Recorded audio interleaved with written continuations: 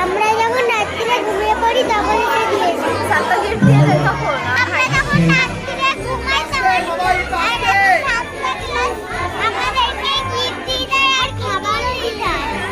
আমি যখন ঘুমাই আমি যখন আমি ঘুমাই তখন সাতটা একটা ফুল দিয়ে দেয়। তাই অবাক লাগে না?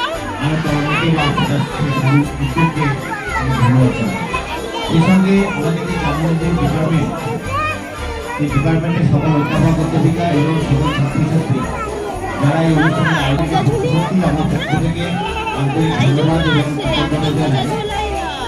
এবং আচ্ছা তাহলে আমি এবারে ঝুলিয়ে রাখবো। হ্যাঁ।